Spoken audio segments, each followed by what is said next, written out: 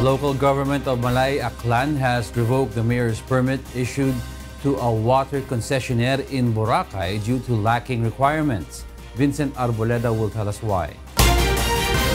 The local government of Malay, Aklan issued a notice of revocation of a mayor's permit to Boracay Island Water Company or BIWC last Friday, October 12. This is because the BIWC has yet to complete the requirements asked by the local government for a water concessionaire that supplies water to Boracay.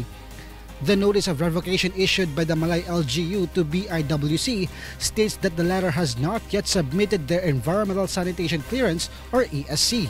The ESC is an important requirement for water concessionaires in Boracay like Boracay Water, as it is a proof that their sewerage treatment plant or STP are functioning well and that sludge materials from the STP are properly disposed. The Department of Health is the agency that takes charge of issuing the ESC.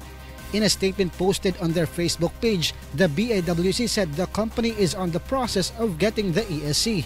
It also stated that the BIWC assures that they will be able to get the ESC before the scheduled reopening of the island on October 26. Meanwhile, Malay LGU Executive Assistant Rowan Aguirre clarified that there already exists an oath of undertaking between the BIWC and the Malay LGU that is in effect until December 3.